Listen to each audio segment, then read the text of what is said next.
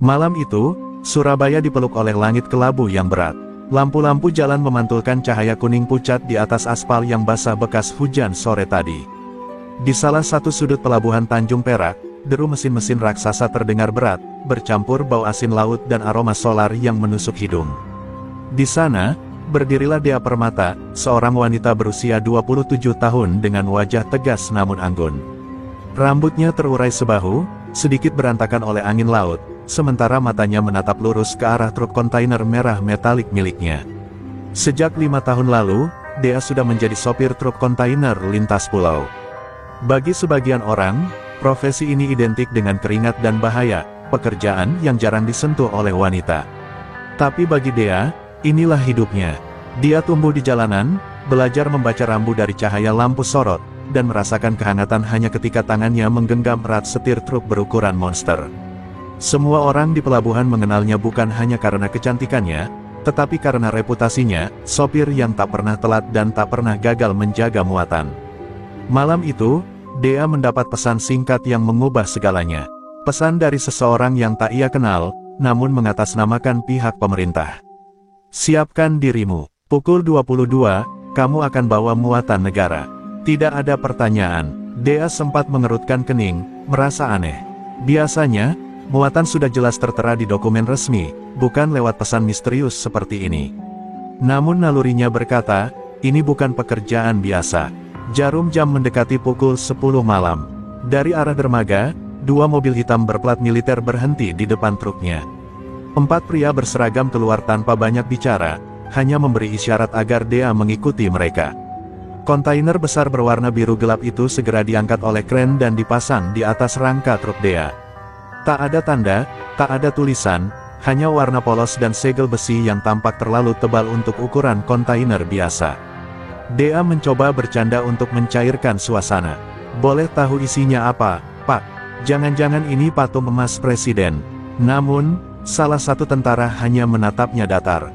Tugasmu hanya mengantar. Jangan berhenti kecuali untuk isi BBM. Jangan pernah buka segel ini. Jawaban itu justru membuat rasa penasaran Dea semakin membuncah. Ada sesuatu yang disembunyikan, dan itu pasti sangat berharga. Ketika mesin truk menyala, Dea merasakan getaran halus di setirnya. Angin laut membawa aroma garam yang kental, namun malam ini terasa berbeda, ada beban yang lebih berat dari sekadar tonase muatan. Ia tahu, perjalanan menuju Kalimantan bukan hanya soal menyeberang laut dan menempuh ratusan kilometer di daratan. Akan ada mata yang mengawasi, tangan-tangan yang ingin meraih apa yang ia bawa. Dari balik kaca spion, Dea melihat bayangan beberapa motor yang berhenti agak jauh, mesin mereka meraung-raung seakan menandai kehadiran yang tak diundang. Instingnya berteriak, ini akan menjadi perjalanan yang penuh gangguan. Tapi Dea bukan tipe yang mundur. Ia justru menekan pedal gas, membawa truk itu perlahan meninggalkan dermaga, seperti kapal perang yang berangkat menuju medan tempur. Langit di atas Surabaya malam itu tidak bertabur bintang, hanya gulungan awan hitam yang menyimpan rahasia badai. Dea Permata, sang sopir cantik yang terbiasa menaklukkan jalanan, baru saja memulai perjalanan yang kelak akan mengukir namanya di antara legenda jalan raya, dan malam itu, ia belum tahu bahwa yang menunggunya bukan hanya medan sulit, tapi juga pertarungan hidup dan mati. Roda truk Dea Permata terus berputar meninggalkan area pelabuhan, namun pikirannya masih dipenuhi pertanyaan. Mobil militer yang mengawal di depan dan belakang membuatnya merasa seolah sedang membawa sesuatu yang jauh lebih berharga daripada emas. Jalanan Surabaya, malam itu relatif lengang, tapi hawa di udara terasa tegang. Lampu-lampu jalan yang redup dan bayangan pepohonan yang bergoyang oleh angin malam membuat suasana semakin seperti misi rahasia. Tak lama kemudian, radio komunikasi yang terpasang di dashboard truknya berbunyi. Suara berat dan tegas terdengar. Sopir Dea Permata, ini Komandan Nanda. Kamu sekarang dalam operasi pengiriman prioritas negara. Jangan berhenti kecuali diperintahkan. Jangan berkomunikasi dengan pihak luar. Semua perintah hanya melalui kanal ini. Dea sempat terdiam, lalu menjawab dengan nada datar, baik, Komandan. Tapi, kalau saya boleh tahu, suara itu langsung memotong, tidak ada pertanyaan. Kalimat singkat itu seakan memotong rasa ingin tahunya seperti pisau. Dea tahu, jika pihak militer sudah berkata begitu, berarti muatan di belakangnya memang bukan untuk konsumsi publik. Meski begitu, Sebagai seorang sopir yang sudah kenyang pengalaman, ia tidak bisa mengabaikan perasaan bahwa perjalanan ini akan membawa masalah besar. Di jalan lintas pulau, berita tentang pembajakan dan pemalakan sudah sering ia dengar. Memasuki kawasan tol menuju pelabuhan penyeberangan, dia melihat dari kaca spion beberapa motor yang tadi mengawasi kini masih mengikuti. Lampu mereka seperti mata liar yang mengintai dari kejauhan. Ia mencoba mengatur napas, menatap lurus ke depan. Mobil pengawal militer di belakangnya jelas menyadari hal itu, namun mereka memilih tidak bereaksi. Rupanya, strategi mereka adalah tidak memancing konfrontasi sebelum waktunya. Saat mendekati gerbang masuk kapal feri menuju Banjarmasin, seorang petugas pelabuhan yang mengenakan rompi oranye menghampiri. Wajahnya pucat saat membaca dokumen yang dibawa tentara pengawal. Ia hanya mengangguk, memberi tanda agar truk Dea langsung masuk ke dalam kapal tanpa antre. Perasaan Dea semakin aneh, ini jelas bukan prosedur normal. Di dalam feri, Dea turun sebentar untuk berjalan di atas. Laut gelap membentang di hadapannya, hanya bergelombang kecil namun menyimpan misteri yang tak terlihat. Angin laut malam membawa dingin yang menusuk tulang. Ia menatap ke arah bayangan truknya di bawah, seperti sedang menjaga sesuatu yang bernyawa. Entah kenapa, ia mulai merasakan semacam keterikatan dengan muatan itu, meski belum tahu apa isinya. Ketika ia kembali ke kabin truk, lampu ponselnya berkedip. Pesan dari nomor tak dikenal masuk, hentikan trukmu sebelum masuk Kalimantan, atau kau tak akan pernah keluar hidup-hidup. Dada Dea berdegup cepat. Pesan ini bukan kebetulan, pasti ada yang tahu tentang misi ini. Ia memandang ke arah dua kendaraan militer yang mengawalnya, merasa sedikit tenang, namun tetap waspada. Di luar sana, gelombang feri mulai membelah laut menuju Kalimantan. Dea menggenggam erat setir, matanya fokus. Ia tahu, begitu menjejak daratan Kalimantan, permainan sebenarnya akan dimulai. Ia belum pernah mundur dalam hidupnya, dan kali ini, meski musuhnya mungkin lebih dari sekadar preman jalanan, Dea Permata siap menghadapi apapun yang menunggunya di ujung pelayaran ini. Feri besar itu perlahan merapat di pelabuhan Trisakti, Banjarmasin. Dini hari masih menyelimuti, udara lembab bercampur bau asin laut menempel di kulit. Lampu-lampu pelabuhan berpendar kuning, memantulkan kilau di permukaan air yang tenang. Dea Permata menyalakan mesin truknya, deru diesel yang berat langsung menggema di perut kapal. Dua mobil pengawal militer yang mengapitnya juga bersiap. Perjalanan darat menuju jantung Kalimantan akan segera dimulai. Begitu truk keluar dari ram kapal, Dea melihat sekelompok pria berjaket kulit hitam berdiri di tepi dermaga. Tatapan mereka tajam, mengikuti setiap gerakan konvoi militer itu. Salah satu dari mereka mengangkat ponsel, seolah sedang melapor pada seseorang. Insting Dea berteriak, mereka bukan orang biasa, namun ia tetap menatap ke depan, pura-pura tidak melihat. Jalanan di Banjarmasin masih sepi, hanya sesekali terlihat truk batu bara melintas. Di dalam kabin, radio komunikasi berbunyi lagi. Suara Komandan Nanda terdengar lebih serius dari sebelumnya. Dea, dengarkan baik-baik. Muatan di belakang trukmu adalah aset strategis negara. Tidak boleh jatuh ke tangan siapapun. Target pengantaran, pangkalan militer di Balikpapan. Waktu tempuh maksimal, 18 jam. Dea terdiam, jari-jarinya mengetat di setir. Komandan, setidaknya beri saya gambaran. Kalau saya tahu apa yang saya bawa, saya bisa lebih waspada, ucap Dea, mencoba meraih sedikit informasi. Hening beberapa detik, lalu suara itu menjawab, radar militer generasi terbaru. Bisa mendeteksi kapal dan pesawat musuh sebelum mereka masuk wilayah kita. Nilainya, tak ternilai. Kata-kata itu menancap dalam kepala Dea, membuatnya sadar bahwa misi ini bukan sekadar pekerjaan, tapi pertaruhan keamanan negara. Belum sempat Dea mencerna semuanya, kilatan lampu dari kaca spion menarik perhatiannya. Beberapa motor besar muncul di kejauhan, semakin mendekat dengan suara knalpot memekakkan telinga. Mereka tidak memakai helm, wajah mereka ditutupi masker hitam. Dea mengenali gaya itu, tipikal kelompok preman jalanan yang tak peduli hukum. Salah satu motor menyalip ke sisi kanan, pengendara itu menatap Dea dari balik kaca jendela kabin sambil memberi isyarat dengan tangan, seperti memotong leher. Dea menghela napas dalam-dalam, menatapnya balik dengan tatapan dingin. Ia tahu, mereka sedang mencoba mengintimidasi.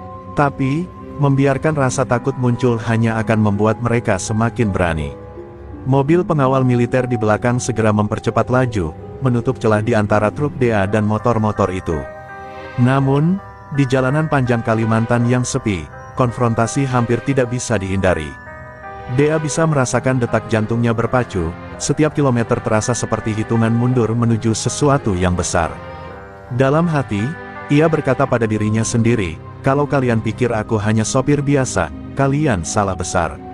Malam itu, Dea Permata tak hanya membawa muatan rahasia negara.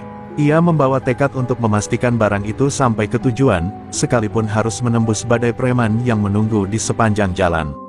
Di sebuah warung kopi reyot di pinggir jalan lintas Kalimantan, suasana dini hari begitu pekat. Asap rokok menggantung di udara, bercampur aroma kopi hitam yang terlalu pahit. Di sudut ruangan, seorang pria berjaket kulit duduk sambil berbicara pelan melalui ponselnya.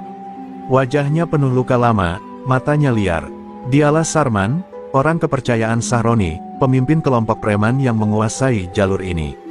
Aku sudah lihat sendiri, Ron, suara Sarman terdengar tertekan. Truknya dijaga ketat sama mobil militer. Sopirnya, cewek, cantik, tapi aku rasa dia bukan sopir sembarangan. Di ujung sana, tawa berat Sahroni terdengar. Cewek, berarti gampang. Kita pernah buat pengawal bersenjata kocar-kacir, apalagi cuma sopir. Kamu ikuti terus, cari tahu kapan mereka melambat. Malam ini, truk itu milik kita. Sahroni, pria bertubuh besar dengan bekas tato pudar di lehernya, adalah legenda gelap jalanan Kalimantan. Ia pernah merampas truk bermuatan senjata api ilegal, bahkan membakar kontainer di tengah jalan hanya untuk menunjukkan kekuasaannya. Bagi Sahroni, mendengar ada muatan negara melintas di wilayahnya adalah seperti mencium darah segar di lautan. Sementara itu, Dea Permata tak tahu bahwa keberadaannya sedang dilaporkan setiap menit. Sarman dan dua anak buahnya mengikuti dari jarak aman dengan mobil tua. Mereka mencatat setiap belokan, setiap rest area yang dilewati, bahkan menghitung waktu ketika konvoi sedikit melambat. Di jalan panjang dan sepi ini, semua informasi kecil bisa menjadi kunci untuk menjebak mangsa. Di sebuah pos keamanan kecil, seorang petugas yang biasanya memeriksa kendaraan besar menerima amplop tebal dari seseorang. Kau tidak lihat apa-apa malam ini, paham? Ucap Sarman dengan tatapan yang membuat nyali menciut. Petugas itu hanya mengangguk cepat, mengantongi uang, dan membiarkan mereka melintas tanpa catatan. Jejak perlindungan hukum di jalur ini mulai terkikis sedikit demi sedikit. Di dalam kabin, Dea masih fokus mengemudi. Jalanan gelap hanya diterangi lampu depan, dan sesekali cahaya kuning dari rumah-rumah terpencil di pinggir jalan. Sesuatu di hatinya berbisik bahwa bahaya semakin dekat, tapi ia belum tahu dari arah mana. Ia hanya bisa mempercayai instingnya yang selama ini selalu menyelamatkannya di jalanan. Sementara itu, di markasnya yang tersembunyi di tepi hutan, Sahroni mulai mengatur strategi. Peta jalan terbentang di meja kayu besar, ditandai dengan lingkaran merah di beberapa titik rawan. Kita tidak menyerang di kota, terlalu banyak mata. Kita tunggu di tikungan panjang dekat jembatan tua. Sekali mereka terjebak, tidak akan ada jalan keluar, katanya sambil tersenyum dingin. Malam itu, dua kekuatan mulai bergerak menuju titik yang sama, Dea yang membawa radar militer canggih, dan Sahroni yang siap merampasnya dengan segala cara. Jalanan panjang Kalimantan kini seperti papan catur, dan setiap langkah hanya mempercepat pertemuan yang tak terhindarkan. Subuh mulai merangkak naik, namun langit Kalimantan masih gelap diselimuti kabut tipis. Jalan raya yang membentang di depan Dea Permata terasa seperti lorong tak berujung, sunyi namun menyimpan ancaman di setiap sudutnya. Deru mesin truk kontainer memecah kesunyian, diiringi dua mobil pengawal militer yang tetap menjaga formasi ketat. Rute menuju Balikpapan sudah dipetakan, namun Dea tahu di jalan seperti ini, peta hanyalah gambaran, kenyataan di lapangan bisa berubah kapan saja. Pohon-pohon raksasa di pinggir jalan menjulang seperti dinding hidup, menelan cahaya matahari yang mulai muncul. Dea menatap ke kaca spion, dan sekali lagi melihat tanda yang membuatnya resah. Mobil tua berwarna hitam mengikuti dari jauh, jaraknya konsisten sejak 2 jam lalu. Ia sudah hafal trik penguntitan seperti ini. Mereka menunggu momen saat mangsa lengah. Radio komunikasi kembali berbunyi. Suara Komandan Nanda terdengar mantap, Dea, kita akan melintas di zona rawan. Beberapa bulan terakhir, ada laporan penjarahan di jalur ini. Tetap waspada, dan jangan berhenti tanpa perintah. Dea mengangguk meski tahu lawan bicara tak bisa melihat. Mengerti, "Komandan," jawabnya singkat. Namun di hatinya, ia sudah menyiapkan mental untuk kemungkinan terburuk. Di tikungan panjang menuju jembatan tua, kecepatan konvoi melambat. Jalan yang sempit membuat kendaraan besar harus berhati-hati. Dea memutar setir dengan presisi, matanya sesekali melirik bayangan di pepohonan yang terasa terlalu diam. Di sini, suara burung pun lenyap, digantikan oleh desir angin yang terasa dingin di kulit. Tiba-tiba, dari arah berlawanan, sebuah truk kecil bermuatan kayu tampak melintas lambat, lalu berhenti tepat di tengah jalan. Mobil pengawal depan langsung membunyikan klakson panjang, namun truk itu tetap tak bergerak. "Ini jebakan," gumam Dea, refleks menginjak rem, menjaga jarak aman. Saat itu pula, dari balik semak dan sisi jembatan, beberapa motor besar muncul, mengelilingi mereka. Dea menatap satu persatu pengendara itu. Semua mengenakan jaket kulit hitam, wajah tertutup masker.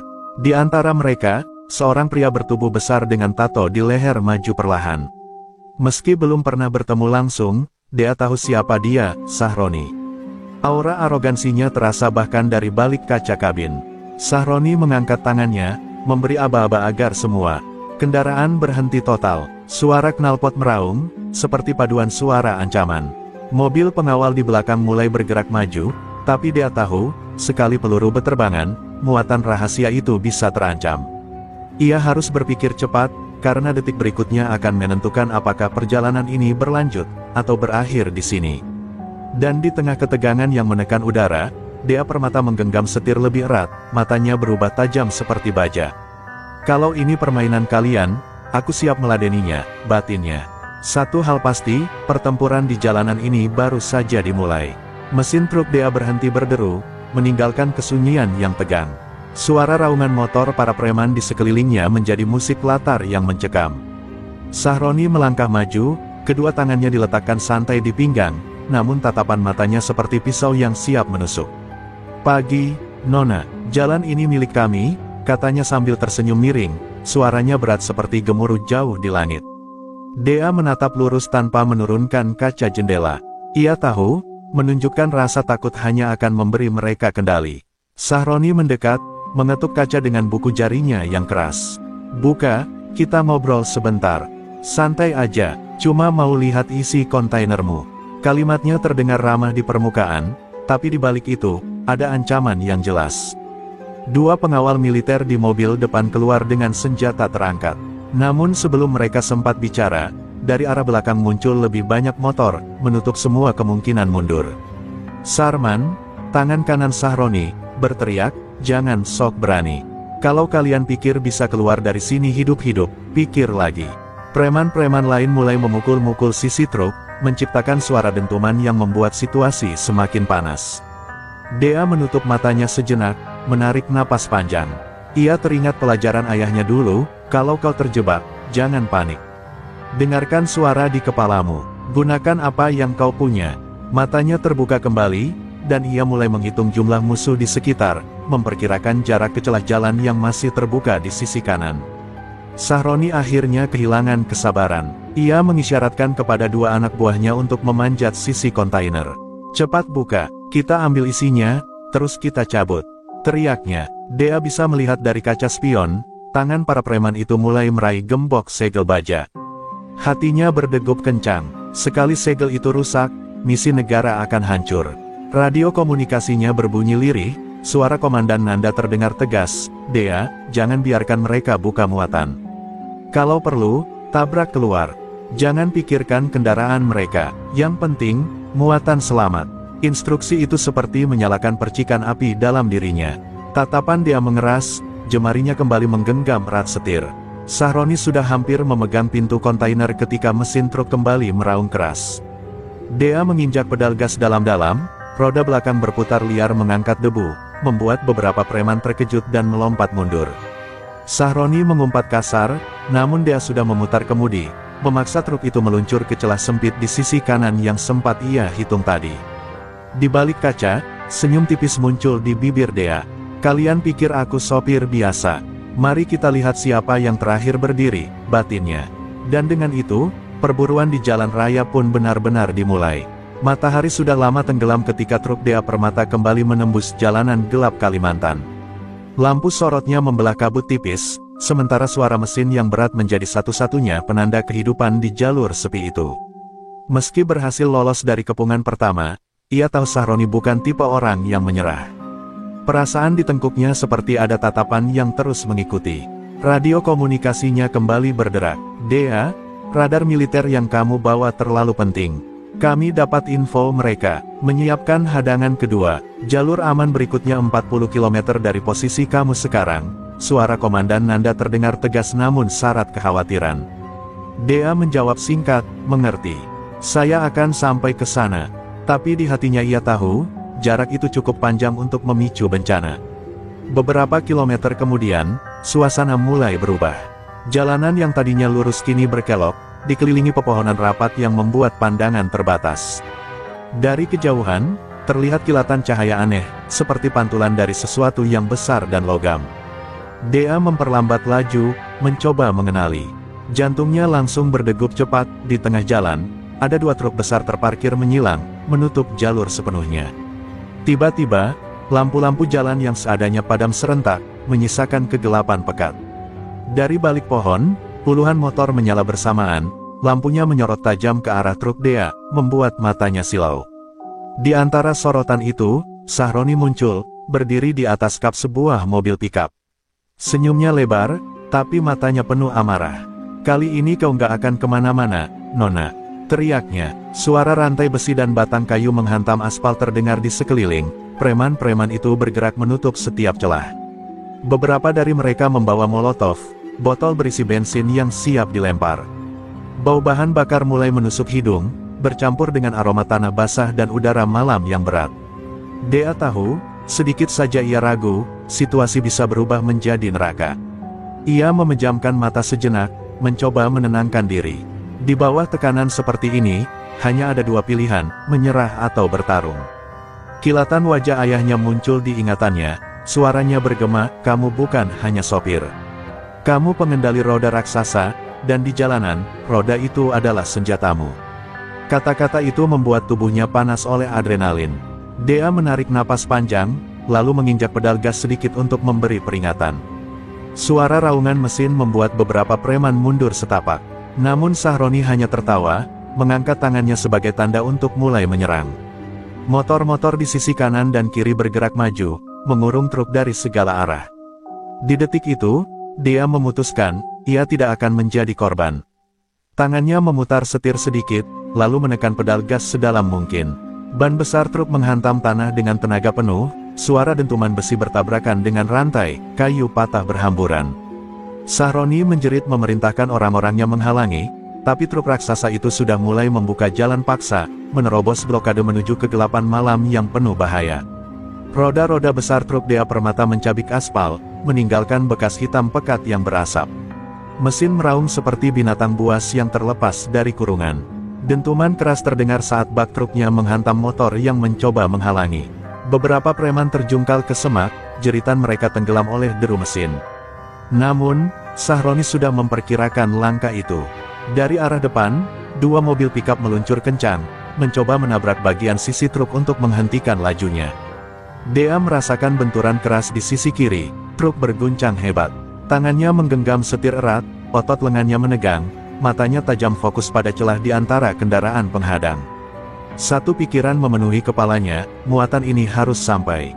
Gagal bukan pilihan. Ia menginjak rem mendadak, membuat mobil pikap di depannya kehilangan keseimbangan dan oleng ke kiri. Dalam sepersekian detik, Dea menginjak gas penuh, menghantam sisi mobil itu hingga terpelanting ke parit. Asap dan percikan api menyembur dari kap mesin yang ringsek.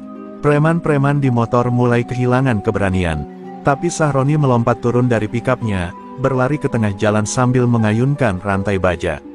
"Berhenti, atau aku hancurkan kaca depanmu," teriaknya. Dea hanya menatapnya singkat, lalu menurunkan gigi transmisi, membuat raungan mesin semakin menggelegar. Getaran itu membuat Sahroni tersadar bahwa ancamannya tak berarti. Dengan satu manuver tajam, Dea membanting setir ke kiri, membuat ban depan truk hampir menyentuh kaki Sahroni. Pemimpin preman itu terhuyung mundur, rantainya terlepas dari genggaman.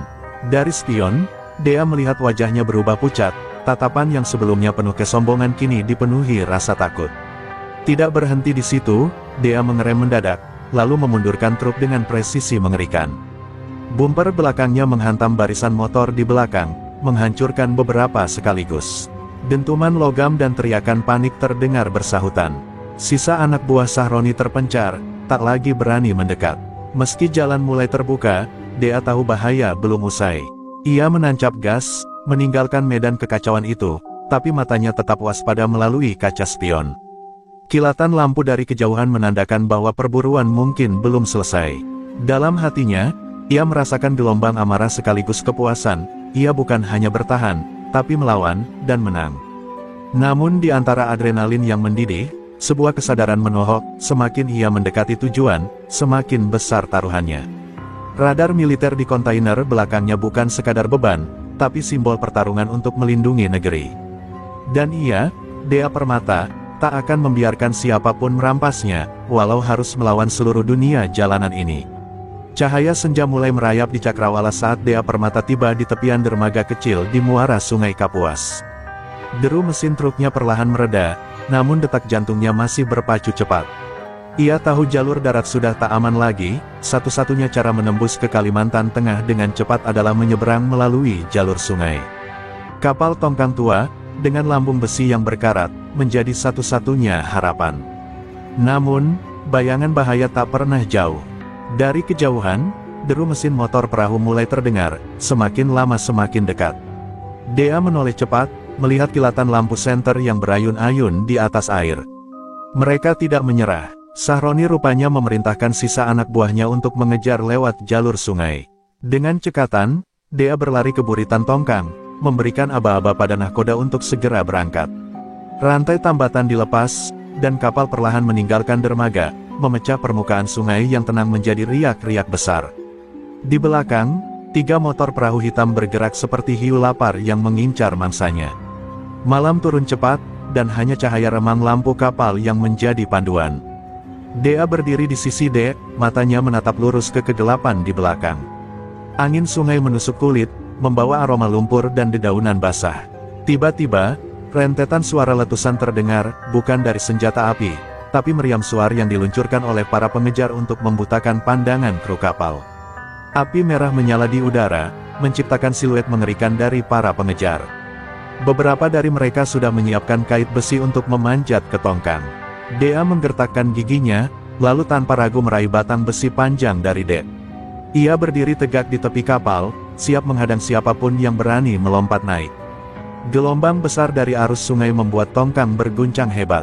Salah satu perahu pengejar berhasil mendekat, dan seorang preman meloncat, tangannya hampir meraih pegangan besi kapal. Namun, Dea menghantamkan batang besinya ke lengan pria itu, membuatnya terjungkal kembali ke sungai yang gelap. Jeritan tertelan oleh riuh arus. Sahroni sendiri terlihat di perahu terdepan, tatapannya penuh amarah. Ia berteriak memberikan perintah, tapi suara teredam oleh angin malam dan riak air. Dea menatapnya dengan tatapan dingin, 2 dunia yang berbeda, 2 kekuatan yang akan bertabrakan lagi, entah di sungai ini atau di darat nanti. Di balik semua itu, radar militer di dalam kontainer tetap menjadi pusat dari semua kekacauan. Dea tahu, setiap detik yang ia menangkan berarti 1 langkah lebih dekat menuju keberhasilan misi. Tapi malam ini, di tengah gelapnya Kapuas, ia juga sadar satu hal, medan tempur mereka baru saja berganti, dan permainan akan semakin berbahaya. Arus sungai Kapuas semakin ganas, menghantam lambung tongkang hingga menimbulkan bunyi dentuman yang memekakkan telinga. Dea Permata masih berdiri di dek, matanya menatap perahu Sahroni yang terus mendekat. Namun tiba-tiba, dari arah berlawanan, muncul cahaya lampu sorot yang membelah kegelapan malam. Bukan kapal patroli, ini sesuatu yang lain. Lampu sorot itu memancar begitu kuat, membuat semua orang di dek tongkang dan perahu pengejar menutup mata sesaat. Saat pandangan kembali fokus, terlihat sebuah speedboat hitam dengan lambang asing di lambungnya. Kecepatan kapal itu luar biasa, dan tanpa peringatan, orang-orang bersenjata lengkap mulai menembakkan peluru ke arah tongkang dan perahu Sahroni. Peluru menghujam air, memercik ke segala arah. Sahroni terpaksa memutar kemudi perahunya, menghindari tembakan, sementara anak buahnya panik. Dea merunduk di balik peti besar di dek, mencoba memahami siapa sebenarnya kelompok baru ini. Dari cara mereka bergerak, Ini jelas bukan preman biasa, mereka terlalu terlatih. Apa-apaan ini? Gumam nahkoda Tongkang, wajahnya pucat. Dea menyipitkan mata, lalu matanya membelalak saat melihat senjata yang mereka bawa, senapan serbu modern yang biasanya hanya dimiliki militer atau pasukan khusus. Hatinya berdegup keras. Jangan-jangan, mereka dari negara penyusup itu. Serangan semakin gencar, beberapa peluru menembus pagar besi kapal, membuat serpihan logam beterbangan. Dea sadar, Tongkang ini tidak akan bertahan lama jika terus menjadi sasaran.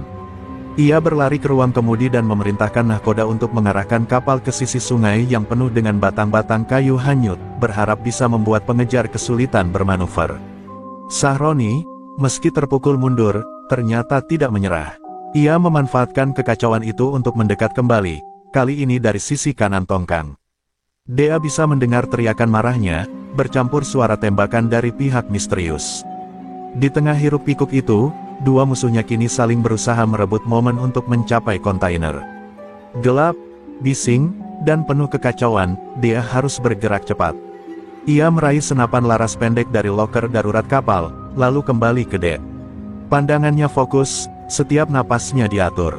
Ia tidak hanya harus melawan satu kelompok, tapi dua kekuatan yang sama-sama menginginkan muatan rahasia ini.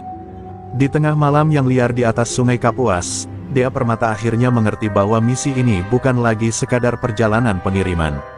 Ini adalah perang kecil, dan ia berdiri tepat di pusatnya. Dentuman peluru kembali memecah malam. Air sungai Kapuas bergolak setiap kali proyektil menghantam permukaannya. Dea Permata berjongkok di balik pagar besi dek, menunggu momen yang tepat. Speedboat hitam milik kelompok asing semakin mendekat, sementara perahu Sahroni berusaha menyalip dari sisi lain. Dua arah, dua ancaman, satu misi, dan ia tidak punya ruang untuk mundur. Dengan cepat, Dea memberi isyarat pada nahkoda Tongkang untuk memperlambat kecepatan, pura-pura seolah mereka terdesak. Langkah itu berhasil memancing kedua kelompok untuk merapat bersamaan.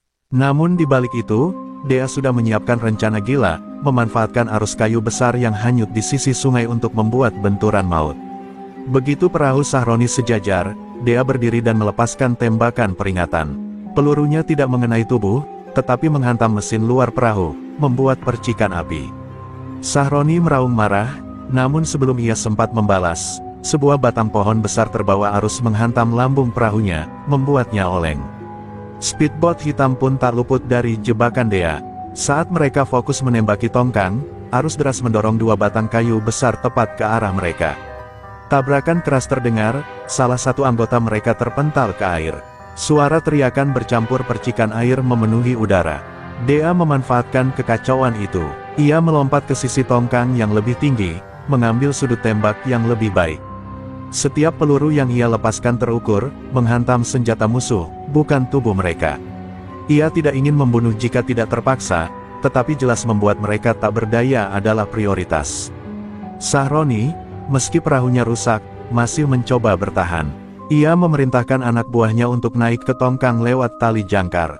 Dea mengayunkan kakinya, menendang salah satu penyerang hingga jatuh ke air, lalu memukul mundur yang lainnya dengan popor senjata. Suara dentingan logam melawan logam menggema di antara teriakan dan ombak. Kelompok asing mulai mundur, menyadari posisi mereka tidak menguntungkan. Mereka menembakkan granat asap untuk menutupi pelarian, sementara sisa-sisa anak buah Sahroni terombang-ambing di air atau tertahan di Tongkang. Dea berdiri di dek, napasnya berat, matanya tetap awas menatap setiap gerakan di sekitarnya.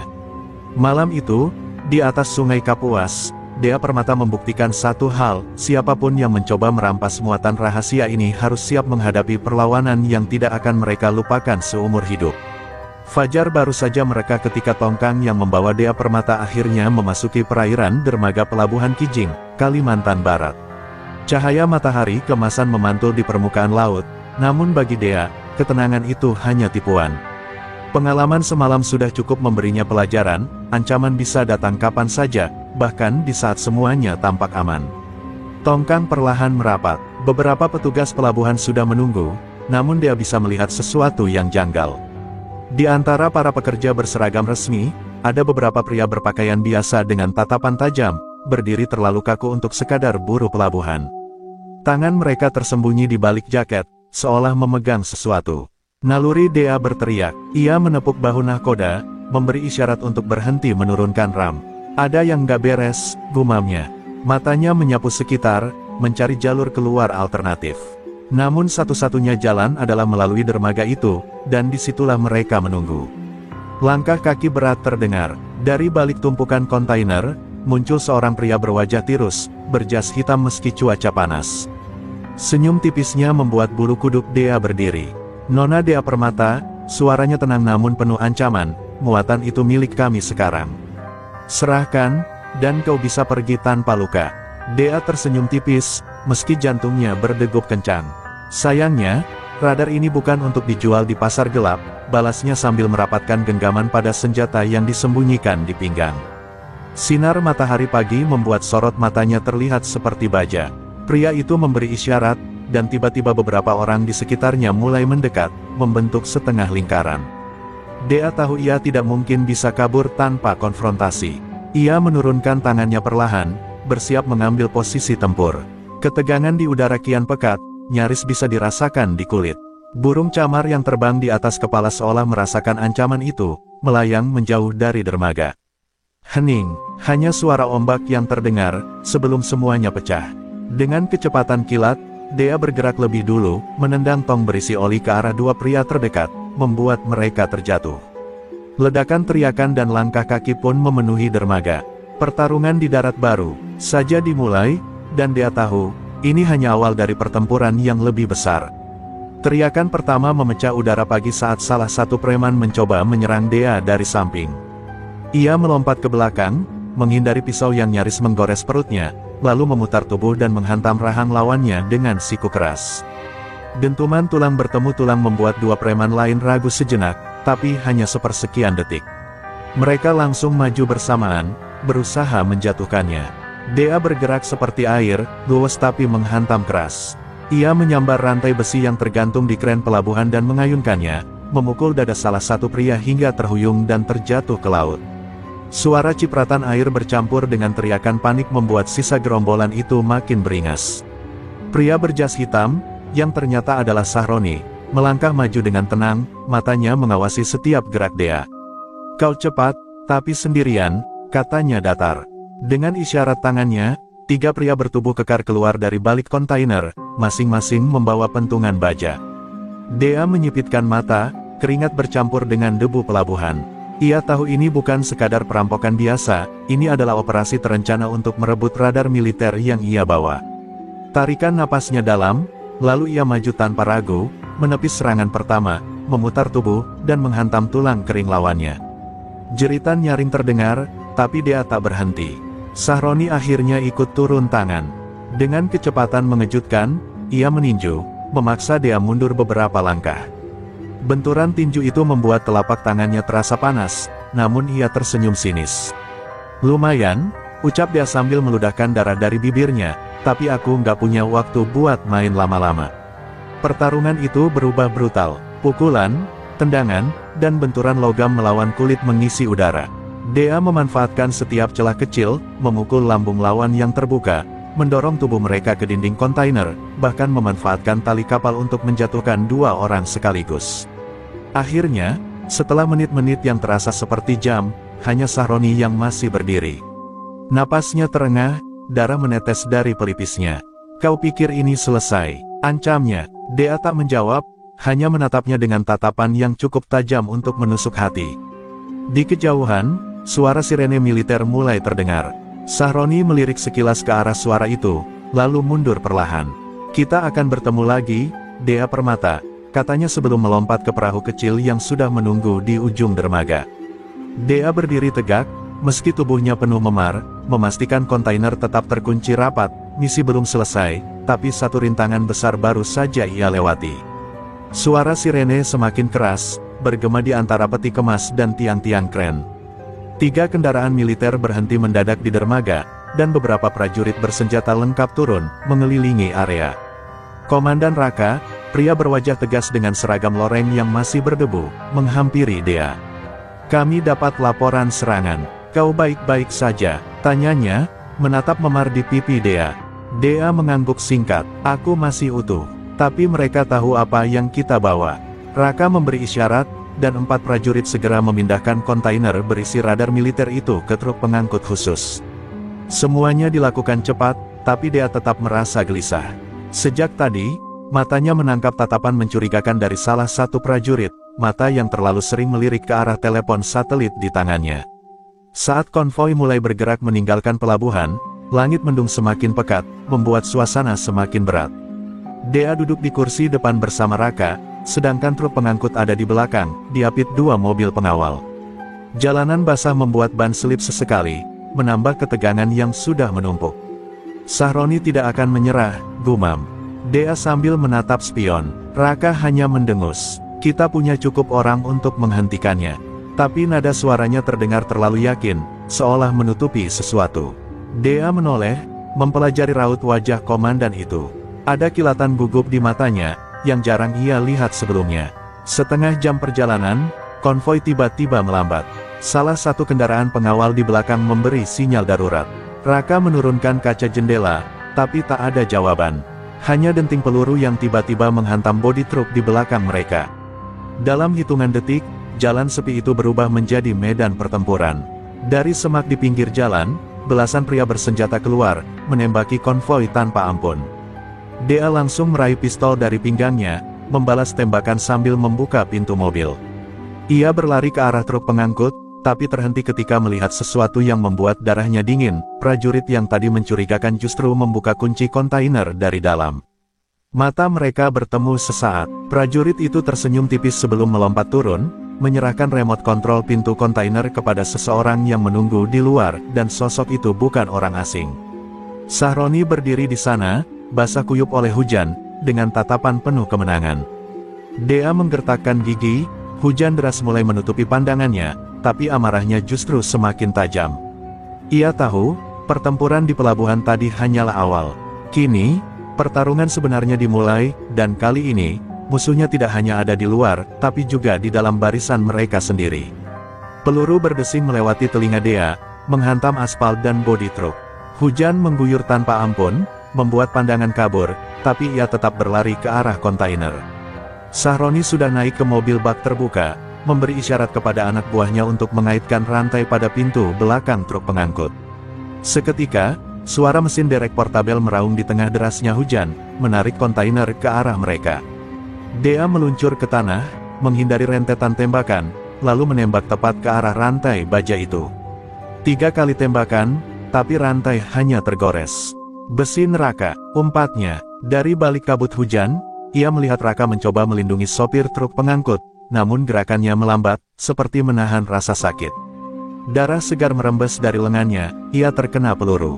Tak punya waktu berpikir, Dea melompat ke atap mobil pengawal yang terbalik akibat ledakan granat di sisi jalan. Dari sana, ia mendapat sudut pandang yang lebih tinggi. Dengan satu tarikan napas panjang, ia membidik kembali rantai baja itu. Tembakan keempatnya memantul, tapi tembakan kelima berhasil menghancurkan kunci pengaitnya. Kontainer berguncang hebat, membuat beberapa anak buah Sahroni terlempar. Sahroni meraung marah, lalu mengarahkan senjatanya langsung ke Dea. "Kau sudah terlalu lama menghalangi jalanku," teriaknya. Dea melompat dari atap mobil tepat sebelum peluru menembus logam di belakangnya. Ia berguling di tanah becek, meraih senapan serbu dari salah satu prajurit yang tumbang, dan membalas tembakan tanpa ragu. Baku tembak itu mengubah jalanan menjadi neraka. Api berkobar dari kendaraan yang terbakar, suara peluru bercampur dengan raungan mesin truk yang terus melaju meski ban sudah mulai hancur. Di tengah kekacauan itu, Dea melihat kesempatan. Kontainer yang nyaris lepas kini hanya diikat oleh satu sabuk besi di sisi kiri. Ia berlari menembus hujan, mengabaikan rasa perih dari serpihan peluru yang menggores bahunya. Tangannya mencabut golok kecil dari pinggang, senjata darurat yang selalu ia bawa. Dengan satu ayunan keras, sabuk besi itu putus. Kontainer miring, nyaris jatuh dari bak truk. Namun sebelum sempat ia memastikan aman, sebuah mobil jeep hitam meluncur dari arah berlawanan, menabrak sisi truk pengangkut. Benturan itu membuat kontainer benar-benar terlepas dan jatuh menghantam aspal, mengeluarkan suara memekakkan telinga. Sahroni tertawa di balik kaca mobilnya, lalu memberi isyarat untuk menarik kontainer itu ke dalam truk pengangkut miliknya. Dea terhuyung, napasnya berat, tapi tatapannya tetap tajam. Selama aku masih berdiri, kau tidak akan membawanya pergi, gumamnya.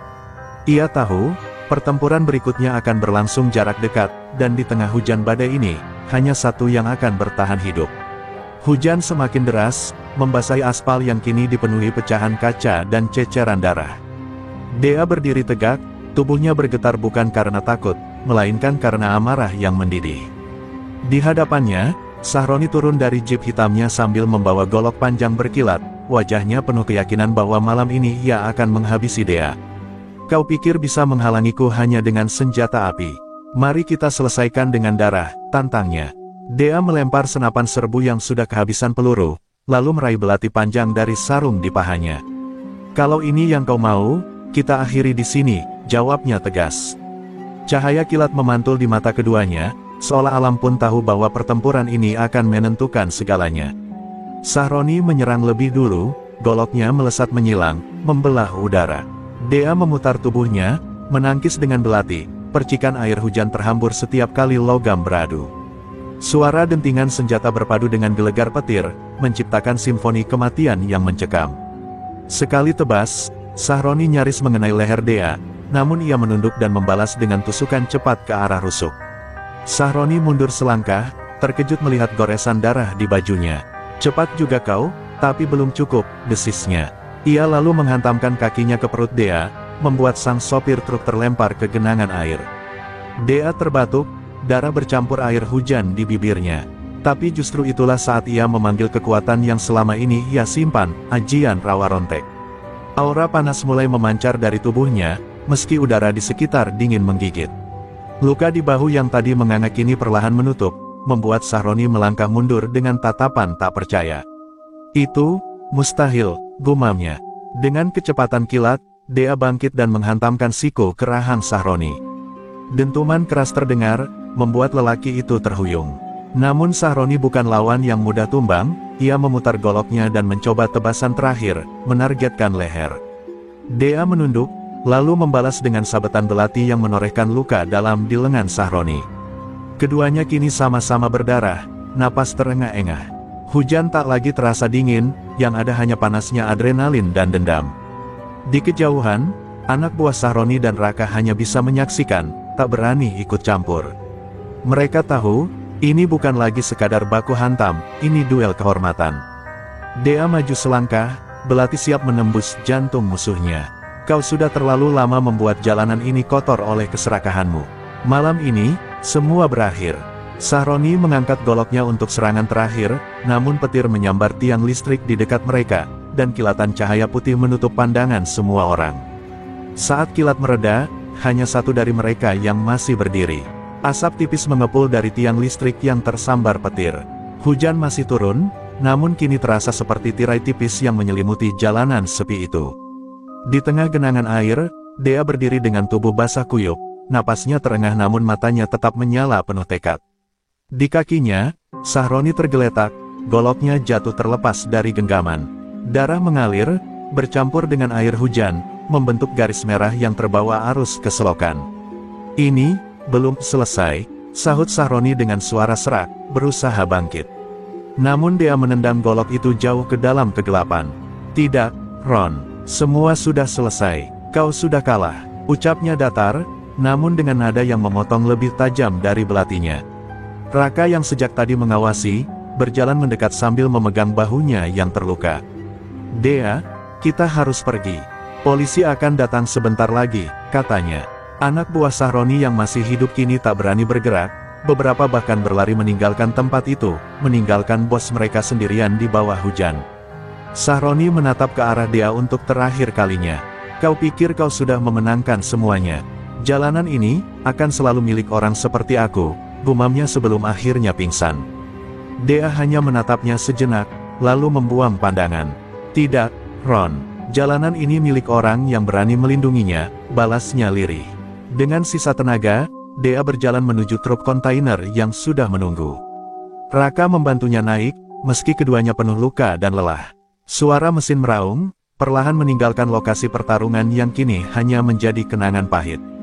Di kaca spion, Dea melihat tubuh Sahroni yang tergeletak, dan untuk pertama kalinya, ia merasa beban di dadanya mulai terangkat. Kilometer demi kilometer mereka tempuh tanpa banyak bicara. Hanya suara hujan yang memukul atap truk, seperti denting pengiring perjalanan pulang. Dea bersandar di kursi, menatap jalanan yang membentang di depan. Ia tahu, malam ini bukan hanya tentang bertahan hidup, tetapi tentang mempertahankan harga diri dan keadilan. Saat fajar mulai menyingsing, langit berubah dari kelabu menjadi jingga. Truk itu melaju melewati jalan raya yang sepi, meninggalkan jejak ban di aspal basah. Dea menarik napas panjang, menatap ke depan dengan keyakinan baru.